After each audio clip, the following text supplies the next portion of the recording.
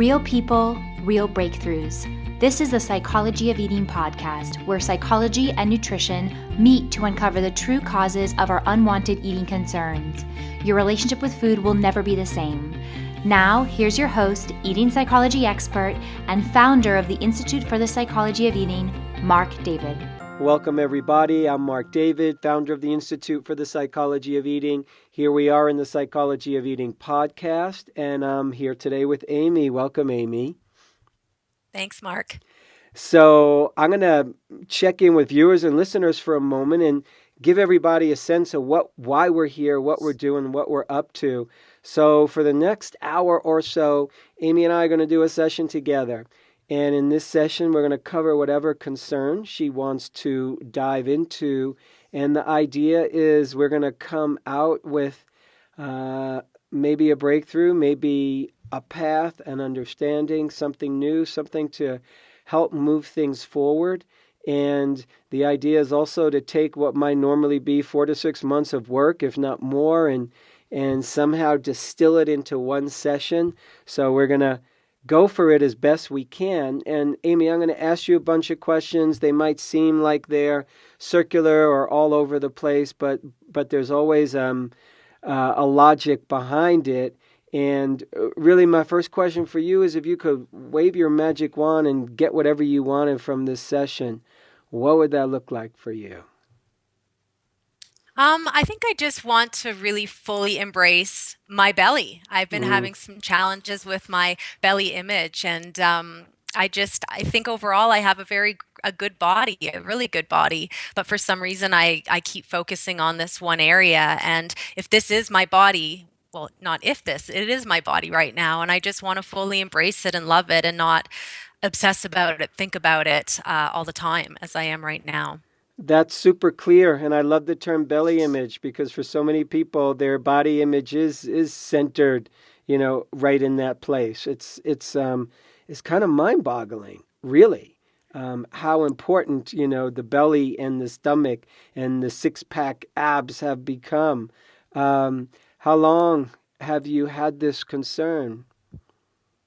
I think it goes off and on. I definitely noticed that it intensified in the last 6 months, and I have had 2 kids in the last 5 years. So obviously, I've seen my body change and my belly change in that time. So lately, as of late, probably in the last more 6 months, I've definitely focused on it more and have been thinking about it a lot more. Mm-hmm. So why do you think in the last 6 months? What's different? Well, I think, I've been thinking about this a lot, knowing that our session was going to come. And I know back in the summer, definitely around August, I really got quite fatigued. My baby at the time was a year and a half, and honestly, I hadn't slept through the night to that point and was up 4 times a night. And so I just got really exhausted. And also, at the same time, my work really started to go down. My practice was really getting quiet, and so that was much of a concern. And I just think, yeah, like my cardio wasn't as up, and I just was feeling generally probably blah, fatigued, but down in the dumps. And so my sense is that's probably was tied into that. And I say that probably because in this past month, things have been feeling better. And I noticed that although I'm still focused on my belly, it's not to the same degree that it was in that last phase of those 6 months. So I think I made a bit of an association recently about that. Have you noticed in this last 6 months and even in general, when are the best times for you when you might not be disliking your belly, when you're just okay, you're not even thinking about it, you're not even noticing it, life is good? When do you feel best about it? I think honestly, when I'm feeling fulfilled in my work, I really feel like, when I'm seeing my clients, when I'm doing what I love, even in my workouts, which I really love, like I feel really empowered, and I'm looking and I feel like, I think I look really good. And so I think the days that I'm feeling, just good energy, good sleep, and that I'm seeing my clients' work is good, and I'm feeling like I'm not focused on it as much. Hmm. Yeah. How does your husband feel about your belly? Yeah, I mean, he often says that he doesn't notice a difference, but he knows that it bothers me. So, but he did make a point. We were actually just away a few weeks ago in Mexico, so we were in bathing suits a lot and bikinis, and he just noticed that he said, I think it might be your posture because the way you're standing. Because sometimes if you're standing really straight, you have a flat belly, but he said that there's those times where it's like your belly's be protruding out, and he thinks it's more of my posture and my shape, which I agree, because he always says, he's like, you have good definition, you look good, you work out, you eat well, so he's not upset by it in any means, but he always likes to help troubleshoot with me because he knows that it is a concern for me. Hmm. Tell me how old your kids are again. So Lily is almost 5 and Solly is almost 2. So, girl and a boy. A girl and a boy. Okay. Yes. So, how is Lily's relationship with her body so far? Beautiful. Yeah, Hmm. and we try to keep it really healthy. I mean, she's a active young girl, and she loves, we never talk about skinny, fat, anything like that in our family. We don't use those words. So yeah, I think she just feels she's just a happy young girl who loves gymnastics and ballerina and being a ballerina, and yeah, so she seems content in her body. Hmm. Mm. And are you close with your parents? Yes, yeah.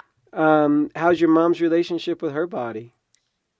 Probably not great. Hmm. If I'm making assumptions, I assume it's not. She's quite overweight. She's always been a yo-yo dieter. I don't think she diets anymore, but all through growing up, she very much was. So I think that, I think she knows that she's definitely carrying lots of extra weight. She has never come out and said, I'm not happy in my body, but that would be my assumption. Hmm.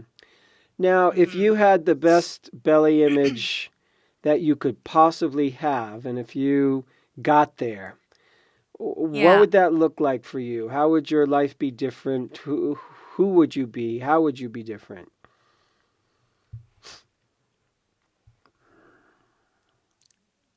See, I don't think I would be any different. I think Hmm. I would be the same. I think though my thoughts would just not be consumed about it. Maybe a bit freer around that. Maybe,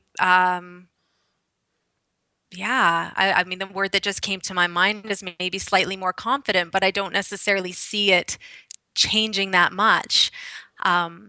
To get to, I don't even necessarily have a specific image of what it would look like. Like, I don't think it needs to be 5 pounds thinner. You know what I'm saying? Um, so I don't really know I don't know if I've answered that properly, but I don't know Hmm. that I would be much different, but my thoughts might be freer, clearer of that, which I guess would make me happier. Yeah. Hmm. Yeah.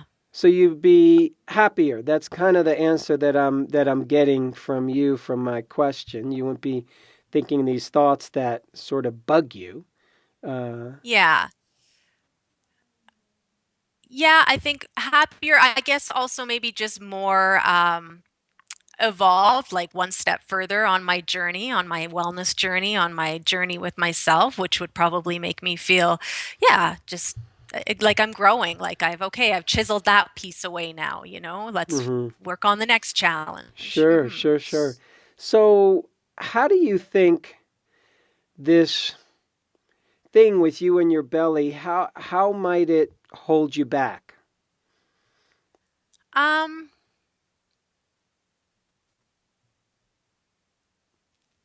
I don't know that it is holding me back. Hmm. I don't really think, I don't think it is. It's not like I don't think I would do anything differently if I looked different. Hmm. Like I don't think I would be going to the gym still sporting just a sport bra. Do you know what I mean? I would still cover my body, and I don't wear really, really tight fitting clothes. That's not really who I am. So even if my belly was super flat, I don't think I would go out and buy like a skin tight outfit anyway. That's not what's comfortable for me. Hmm. So I don't know. I don't know that it would change how I live my life. Like I said, it would just be that little natter that would be cleared, that would be gone, which Mm-hmm. would maybe free my thoughts up for more meaningful and important things, I suppose. Sure, sure. Yeah. Yeah. So if not liking your belly had an advantage, if there was some benefit to that, what would that be? And we're just I think playing it here. just Yeah, I think, you know what? I think that keeps me on my pursuit to eating well, to trying different workouts, to doing more self-discovery like I am today with you. So I think it just keeps me focused on my high value of being well and on being healthy. So I think it just helps me to keep my diet really optimum. And like I said, if I notice that I my belly's feeling you know, softer than normal, then typically that's a sign for me, okay, I should probably boost up my cardio a little bit more, or maybe I need to change my workouts because I've been doing the same thing for a long time. So it's just sometimes just keeps me on the path of wellness.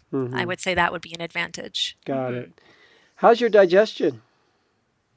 I believe it's good. I mean, I have regular bowel movements, and got a little messy when we were in Mexico, but it's worked itself out. You know, I take probiotics. I do enzymes every once in a while if I need them, but I feel like it's okay. In saying that, though, I feel like I haven't done a very good, I haven't done a really good cleanse in a long, long time because either I was pregnant or nursing. So I feel like this spring I'm kind of excited to clear some toxicity if that's there, and Mm-hmm. maybe work on that. But overall, it's good. I have no issues with constipation or diarrhea or anything like that. Yeah, That's to great. be quite open with Mm-hmm. everybody. Sure, that's Yeah. good. Mhm. What is your what does your belly represent to you? Um, well, the first word that popped in my mind is life. It does represent feminine. It represents fertility, the ability to have a baby.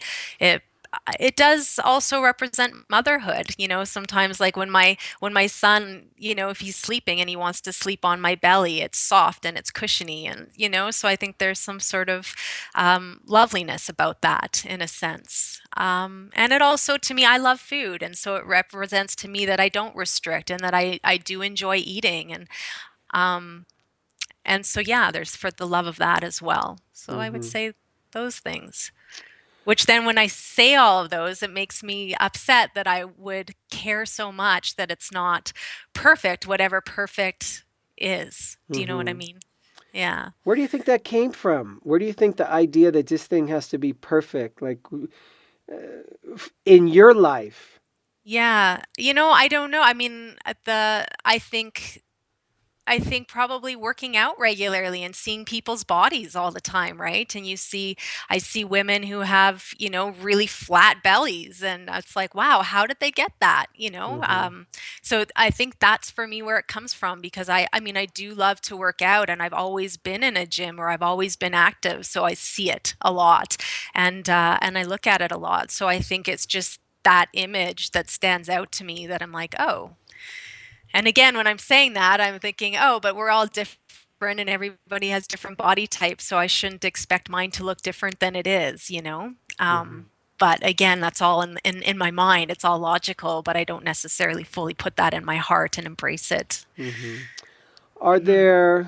there places where you love your body where you're like, wow, this is great. I really like this. Yeah, pretty much everywhere else, you know? Mm-hmm. I think, yeah, everywhere else, I feel like my arms have good tone, my legs, my butt, everywhere else, I'm quite content with. And even, you know, looking at the pictures back from our recent trip, I'm like, you know, I look pretty good. What am I complaining about? You know, like I don't know what I'm worried about so much or why I think about it so much. So I am quite content. And in fact, I found a class that has helped to tone, like I'm doing ballet bar right now, which I love it. And it's totally Mm-hmm. changed my body and it's different than it's ever been. And so I'm happy with so many areas. But again, I can't seem to fully shift that belly area. Um, so that's the challenge. Uh-huh. What do you think would happen if you gained 5 pounds and it just came onto your belly, no place else? What do you think would be what would be the result? Like how would you feel? Where would you go inside yourself? Yeah, I'd probably not be comfortable. I'd probably freak out a little bit, which I think is what happened, somewhere within the summer to fall. I noticed that I had gained 5 pounds and my clothes wouldn't feel comfortable. I would feel, it just wouldn't feel comfortable on me, like to feel the rolls over my jeans or something. Hmm. It's not comfortable. It's uncomfortable. Yeah. Mhm. Are you done having kids? Definitely. Completely. Yes. Yeah. Can I ask how old you are? 38. 38. And how was your body image when you were like 15, 16, 17, 18 years old? I never remember thinking about it or being really concerned about it at all. And I was always quite fit. I knew I was always a medium, sort of active body type. Mm-hmm. So at that time, it didn't bother me. The only thing I really remember at that time, and this is probably has to do with my posture today, is I I developed breasts a lot earlier, and I was always bigger than my friends, so I often hid that. So I would round my shoulders to kind of protect that. Um, but beyond that, I never worried about my weight. We were always active in school and outside of school, so it was not an issue. Mm-hmm. Hmm. And when you're not worried about it and you're not, well, let me say this. Do you have specific ways that you talk to yourself about your belly? Do you have specific language that you use in your head? Like, are there specific ways that you criticize it? Like, oh, you're too flabby, or wow, that's just too much body fat. Like, what words do you use? Mm. Um,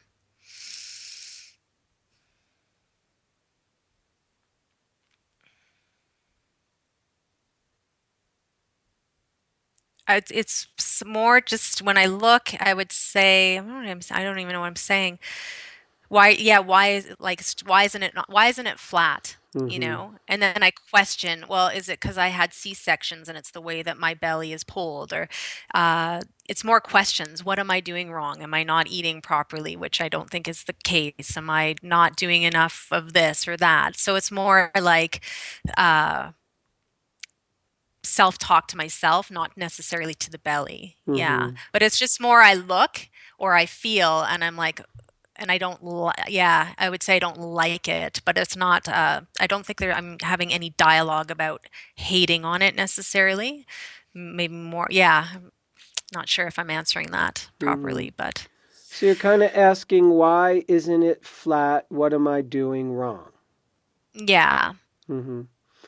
Okay, so I want to. I've gotten a surprisingly wonderful amount of information in a short amount of Okay. time here from you. So I want to kind of put things together and share some of my thoughts and my ideas of what's happening, and we'll sort of dialogue about that. On the one hand, I think you're a little caught between some choices that you haven't quite chosen either one. Um, there's almost two choices before you. Do I get chocolate ice cream or do I have vanilla? And you're not exactly choosing either one, and consequently, there's a little bit of back and forth. What I mean is, when I asked you, the last question I asked you is like, exactly how are you talking to yourself? And your response was, well, why isn't this flat? What am I doing wrong? That tells me that there's a goal there, which is fine.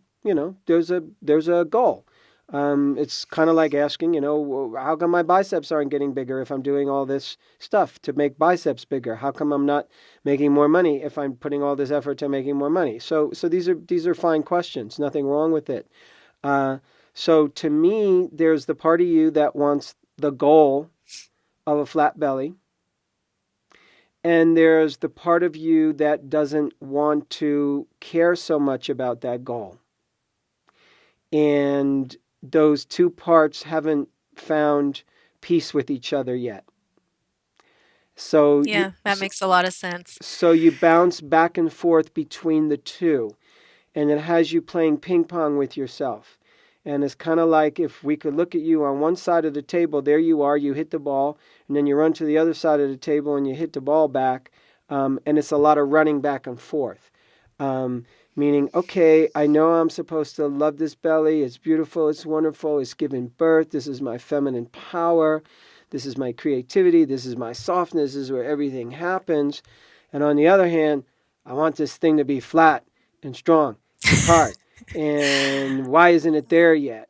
So it's almost like there's two different people with two different goals inside your head. And you bounce back and forth. And in any given moment in this conversation, I can kind of hear that sort of uncertainty going on. So what I want to suggest is that there's a certain level for you where this is kind of what you do. This is one of your things, meaning I have this or I have that. And I'm either going for this or I'm going for that. And let's see, is it this or that? And it's just a way that the mind works. You know, we love choices. Should I get married or should I be single? Should I have one baby or two babies? Should we live here or live there? So we're always faced with choices. And at the same time, sometimes we could present ourselves with choices and not ever fully grab onto one. And just go back and forth. And then it becomes a habit of indecision. And that habit of indecision can drain energy. So right now, and even when I asked you, so what would be the benefit of, having the exact body that you want? It was hard for you to answer that question. You kind of said, well, there would be less like thinking about it. So maybe I'd be happier. But even that was hard for you to feel what would be different. And I'm going to suggest to you the reason why is because those two parts of you are so clear in their positions that it's almost like you can't tell why you're in this dialogue. You don't know what it's going to look like because neither position is strong. Like the position, I want a flat belly, isn't a strong position. Like you kind of want it, but you're kind of willing to let it go, but not really. You know you'd like it, but you also know on another level it's really not that important. Don't waste your time and energy. So it's sort of like if you were single and you're dating two guys and you can't decide which one to marry and they both have great qualities. And each one has their advantages and their disadvantages. And you continue to date both of them. And so you're dating both and they both have their advantages, but you choose neither. You know what I'm saying? Yeah. So that's what this feels like. It's honestly what it feels like. There's so many other places to potentially go, and everybody's different. There's plenty of people out in this universe who are disliking or even hating on their belly, hating on their stomach, hating on some other body part, not satisfied with it and getting kind of sucked into that drama. And we all have our different flavors in how we do that and why we do that. And the human mind often sets up these dilemmas for itself. We set up dilemmas. And sometimes it's useful.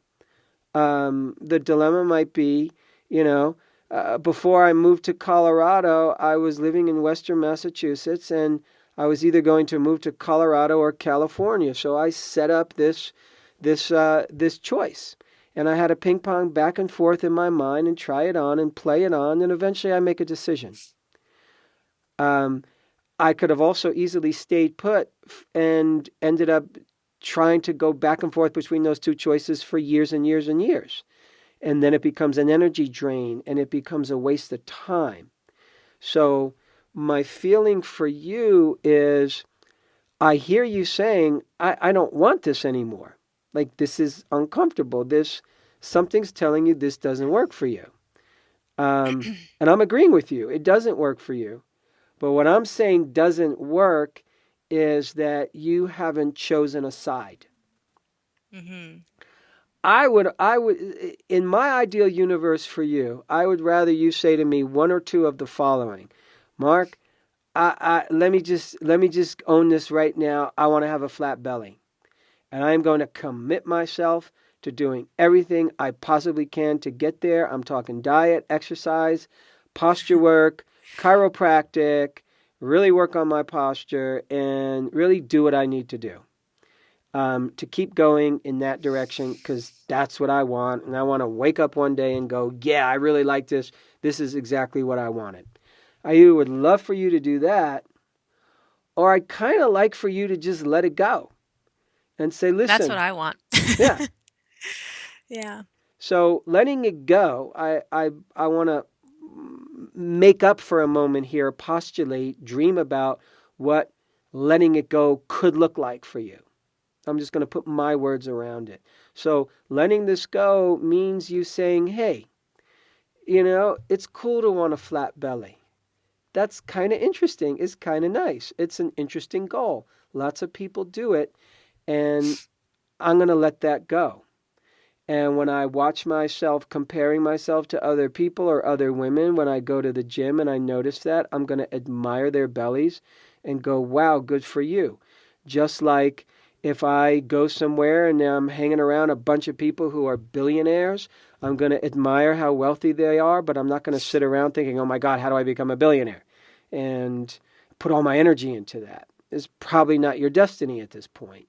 So letting it go looks very clearly like embracing your belly no matter where it wants to go and not trying to drive it somewhere. It doesn't mean you don't continue to exercise, but you let go of the kind of exercise with your belly that is deliberately trying to sculpt it to a goal.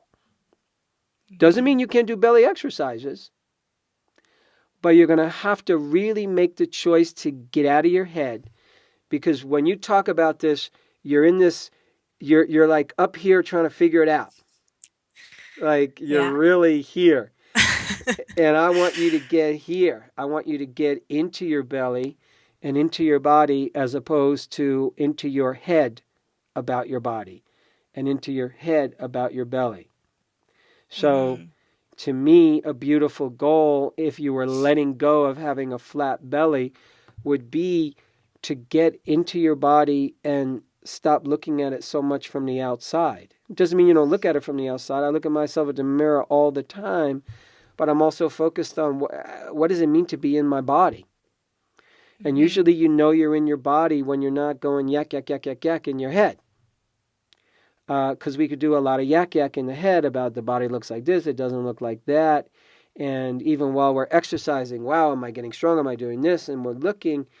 And a lot of people exercise, but they're not really present with their body. They're not in it.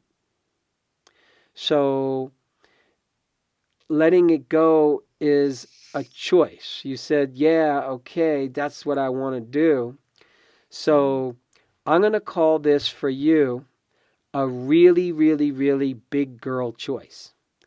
It's okay, because there's a little girl in you. Like when I'm talking to you about this topic of your belly, I kind of feel like I'm talking to almost like a really smart, energetic 21-year-old girl. Who like, I want to look nice, I want to be hot. I want to look a certain way, which is totally great.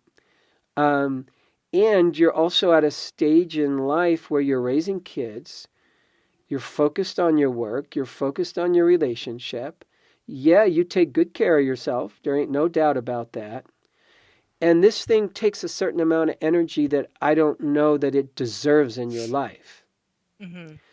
I especially want to say for you and for anyone else that in this case, for you as a mother, every way that you are with your body, your daughter's going to sniff it out and figure it out, consciously or unconsciously. Children model after their parents. Children will model after their same-sex parents, particularly around their body. You could tell a lot about a boy's relationship with his body if you look at his dad's relationship with his body. Same for a girl. So if for nothing else, you do it for the future generation, so you're able to let go of the nonsense in the head that has us disliking self and has us judging self. If you could do that work for you, you've saved her a lot of energy. You've saved her a lot of headache.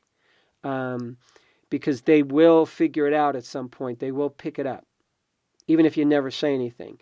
And great that you're not throwing it in her face and talking about it, and that's ideal. In an ideal universe, we really are aware of our language around our kids. So good for you for doing that. And I really feel like for you, you've accurately assessed that this is really like a tweak for you. What we're talking about is not some big thing. It's anywhere from a small to a moderate thing for you. Sometimes this thing gets a little worse for you. You know, you mentioned, hey, the last number of months it really accelerated. And I asked you what was different, and you just kind of said there was a little more stress, essentially. And you weren't feeling so good. And oftentimes when there's more stress, more anxiety, not feeling so good in life, that's going to translate to the body. You know, we will look as good as we feel in general. If you feel good, you're going to look in the mirror and go, I look good. If you're feeling yucko that day, you'll look in the mirror and you won't like yourself. So really a lot of it is tied into, and all of a sudden if business is great and your professional life is great, you're going to look in the mirror and you go, this is great. Yeah, you see it differently, right? Right? Yeah. Yeah. So it's knowing that. It's knowing Yeah. that feature of the mind. So what we have to do here, what you have to do here, what I think we all have to do here is we're getting smarter. So really, this conversation is all about self-evolution. This is all about us dialoguing with each other and you saying, hey, I want to get better here. I don't want this to hold me back. I want to be my fullest self. I want to be able to look back on this and go, great, handled that one. What's next? Beautiful. That's wonderful. So this is about self-evolution. So what we're exploring is, okay, what is the evolution that needs to happen so that this challenge kind of unwinds and sort of dies a natural death? There's not something you need to attack. It's not something you need to kill. It's not something you need to therapize about. There's nothing wrong with you. It's all about evolution. It's all about the challenge of body image exists independent of me and you. So you didn't invent this issue. It exists out there with a lot of people. Right. So we're trying to evolve into human beings who are secure in themselves, who are empowered, who are living the life they're meant to live, and whose minds aren't attacking themselves like an autoimmune disease. When our minds attack us, in a weird way, that's no different than people outside of you attacking you with their thoughts or their words or their deeds or their actions.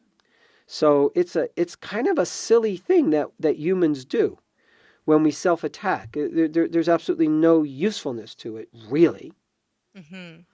So we're learning how to evolve that.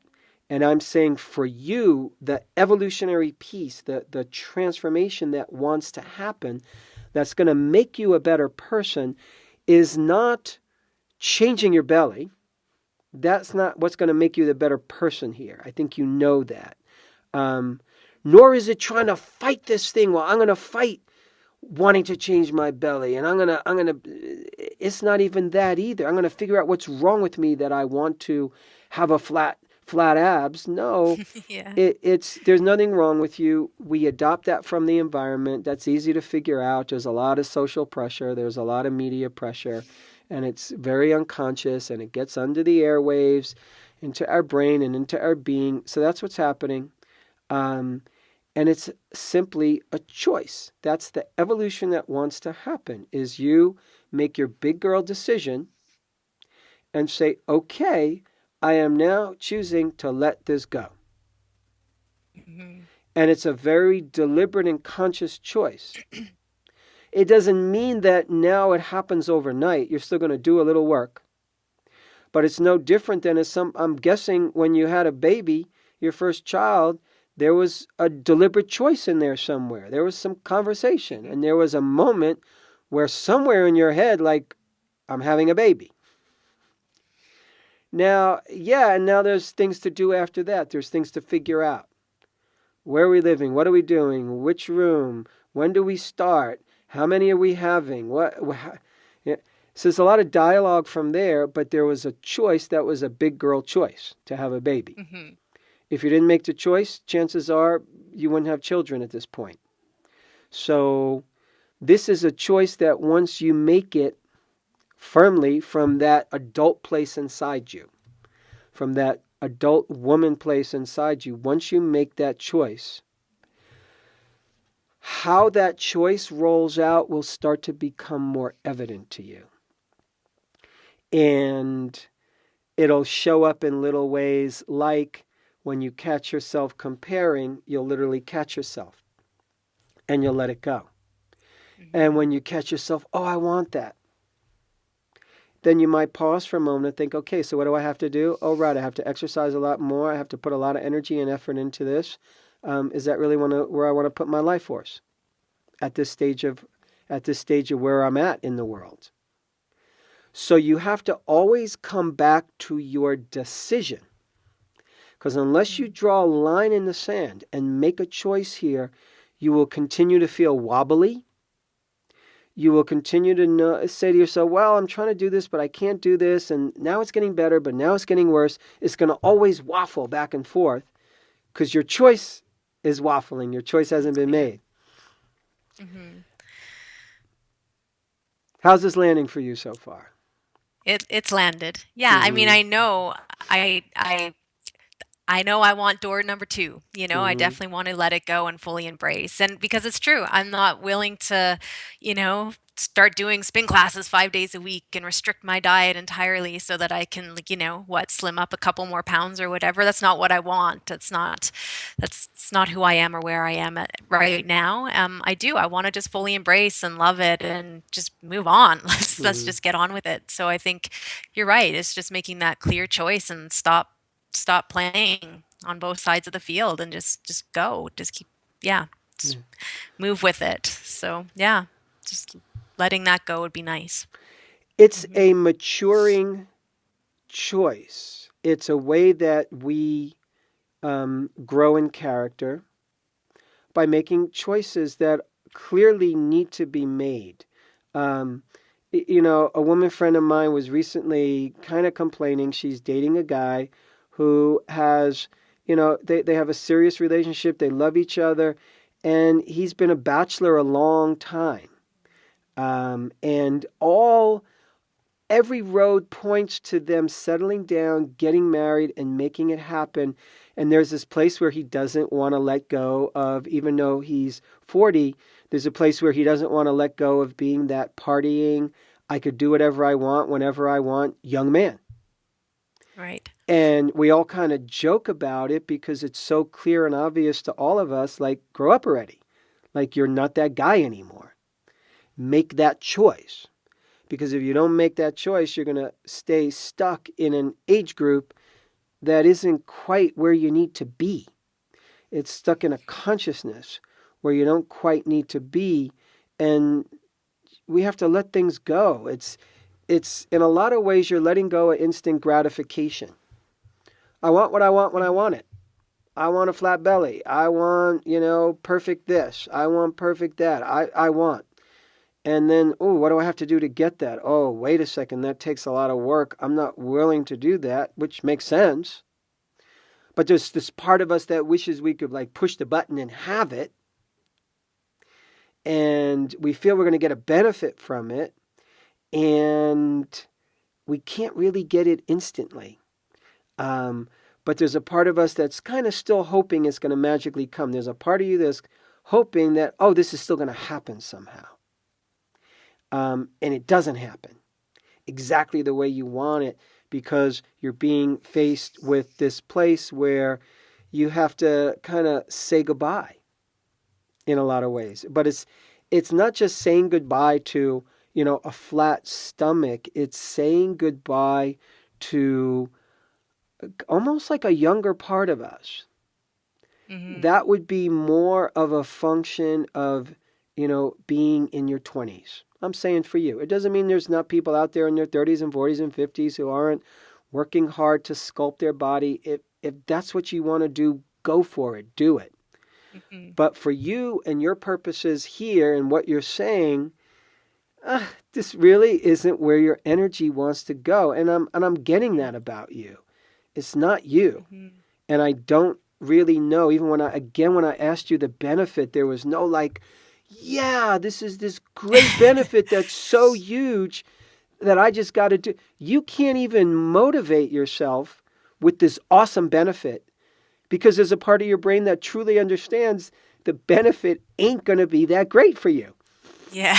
It's not going to be that great. Yeah. Your life is going to pretty much stay the same, except every once in a while you're going to look in your mirror and you're going to go, ooh, wow, that's really cool. Yeah. And then you're going to put your shirt down and go drive the kids to school. Yeah. That's right. Yeah, it's really not that important, is it? No, it's not. It's so not. And but as you were saying, sorry. No, yeah. I was just going to say, as you were, talking about evolving and letting go of that, younger part of me, the thing that came to mind for me too is like even my clothes, like I haven't really invested in a new wardrobe really since after my first daughter like stopped nursing. So it's been a long time since I've even bought like a new pair of jeans, that wasn't maternity or whatever. So I am still trying to fit back into what I used to have. And I mean, that's not helping the situation either. So I know that I need to put some money into like just buying some new clothes. But because I hadn't been so busy with my work in the last few years, like, whatever money's there goes to the kids, right? Or whatever they need. But I know that I need to evolve my wardrobe as well with this decision that I'm making too, just to help me feel good with the body that I'm in now, not trying to fit back into the jeans that I used to have. And not because I want those jeans, it's just because I haven't gone out to buy new ones, right? So so I think that will help me too. I totally agree. That's a great idea. You might also consider, if this works for you, if this is something that appeals to you, to create a very short contract. It could just be a paragraph. It could be longer than a paragraph. It could be a few sentences, whatever it is, but create a document that's kind of like a contract with yourself where you're choosing, making the choice very clearly and contracting with yourself to let this go. And sign it and formalize the decision. So you make it clear. I want you to read it to your husband or speak it to your husband or tell your husband, hey, here's what happened from this experience, just so you can start to speak into the world. Here's where I'm at. Here's what's happening. Here's what I'm clear about now. Again, once you make that choice to let go of the goal of a flat belly, you still might find yourself looking, wanting it, reverting back. That's fine. That's expected. Which is no different than, if you want to learn how to play tennis. You don't know how to play tennis right now if you've never played before, but there's certain things you're going to do to learn it if you choose and commit to learning it. I will get tennis lessons. I will practice 3 times a week. And there's going to be times when you swing and miss and you look really silly out on the tennis court, and you might choose that, wow, even when I look bad and I can't really play very well because I'm a beginner, I'm still going to love myself and not say, oh, you're so terrible, you're so bad, I can't believe you, I'm going to give up tennis because I'm not good at it. Well, nobody's good at it until you get good at it. So all I'm saying is the same with this choice. Just because you make the choice doesn't mean it's going to be easy, but you'll live into that choice. And life will show you the little ways that you can make that choice come into being. And part of those little ways are going to be catching yourself, monitoring your awareness, monitoring your thoughts, and watching yourself when you go into comparison, when you go into hungering after that goal, When you start to get attached, go, oh, there's me getting attached. Deep breath, put my hands on my belly, and here's where we are. This is what I got. This is what I'm always going to have. It's going to change anyway. Anybody with any belly is going to change throughout the course of their life. It's never going to stay the same.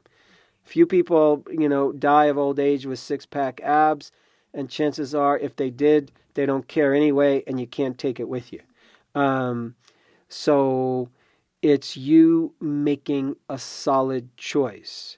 And I think within that choice, really what you're doing is you're choosing to step more into your authority, more into your dignity, more into your womanhood, more into your queenhood, more into being an empowered woman, as opposed to a girl who gets lots of accolades for having a hot little body. Right. We get stuck a lot of times. Men and women, we want to be what we were.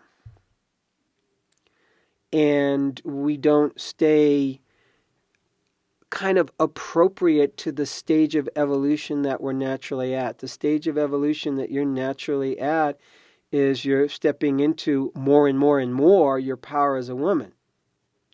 Anything that is not you as a powerful woman will naturally come up for observation and discrimination and discussion and renewal. So I'm saying that on your journey, this is a place where, is this empowering me and elevating me and evolving me as a woman, or is this holding me back? It holds you back. Yeah. Don't be a woman in her 40s, 50s, 60s, 70s, or even 80s who's still dieting, still hating on her body, still trying to change it, still feeling ashamed about it. That's honestly a waste of a life. It drains our life energy, and it doesn't allow us to be what our potential is, which is far more grand than, oh my God, I wish I could sculpt this just a little bit more. It's a pursuit that doesn't really deliver the kind of benefits we think it will. Yeah. So what else for you? Any other thoughts about all this or insights that you're having right now? I think it's exactly what I needed to hear, just make the choice and go with it. I think that's really what I needed to hear. Very helpful. And yeah, I mean, I know, like I love my family, I love my kids, I love my work, I love what I do, and I love my body, 99.9% of it. And so now I want to do 100%, Great. and so let's just go with it and let go of the rest that's not serving. Yeah. Because yeah, it's certainly not empowering me in any way. It's weakening me, it's draining me, and it's not allowing me to step into who I fully am. And this is me. Like this Yeah. is me right now. And so I want to love it and go with it and ride on that. So yeah, Good for you. I'm in. Good for you. Good for Yeah. you. Yeah, and it's really that straightforward for you. It's really that simple in Yeah. concept. I also want to say that, in this last sort of 15, 20 minutes, just watching you, it feels like you've dropped more into your body. Initially in the conversation, as we were kind of, as I was kind of exploring with you, like, okay, what's the details, what's happening, asking questions, the battle was happening here. I want the flat belly, I don't want it. You were here. Now it just feels like you've dropped in with yourself a lot more. Yeah. Can you I feel feel that? that too. Yeah, I feel that too. And I feel my heart for Mm-hmm. sure. It's warmed and yeah, just happier. Just good. Yeah, this has shut up a little bit, which is kind Yeah, of yeah. nice. It's always But nice yeah, I mean, to. when I'm talking to you and in the way that you're saying, it just the other part, the flat belly and everything, that's not even really like it doesn't even matter, and I don't even have an idea of what that would look like on me. I don't even really care, now that I'm talking to you about it. It doesn't matter, and like I said, I'm not going to do what it takes to go and get that. That's not where I'm at in my life. I'm here, and so yeah. just gonna love this little love pouch here. All I'll call right, it good for that. you. But yeah, I think just when you said when I'm stepping in more into my womanhood, that very much resonates. And as a mother, that very much speaks loud to me because Hmm. I want to exemplify that for my daughter, and just to fully embrace your body and love it and be kind to it. Yeah. Hmm. Well, good for you. You've done a powerful piece of work, and for those of you who are tuning in, listening in, watching, everybody has a different path or different journey when it comes to food and body and health, and hopefully you can maybe take away something for you personally around the goals that you set and where we place our sense of selfhood, where we place our sense of value. Great to work on the body, great to make it what you want to make it. And it's also important to be able to step back and see what's driving me, what's motivating me, what really works, what doesn't work, and how can I truly step into my power independent of anything else, just with me right now, looking like I do right now. There's where a lot of the gold is and the action is. This is going to be easier than you think for you, Amy. That's my opinion. So great Yeah, I job. think you're right. Yeah. Thank you so much, Mark. Thank Thank you. you. Thanks for being so willing to share and so willing to be Okay. open. Thank you, everybody, for tuning in. I'm Marc David on behalf of the Psychology of Eating podcast. Lots more to come, my friends. Take care. I hope this was helpful. Thanks for listening to the Psychology of Eating podcast. To learn more about the breakthrough body of work we teach here at the Institute for the Psychology of Eating, please sign up for our free video series at ipe.tips. That's I for Institute, P for Psychology, E for Eating.tips, TIPS. You'll learn about the cutting-edge principles of dynamic eating psychology and mind-body nutrition that have helped millions of people forever transform their relationship with food, body, and health.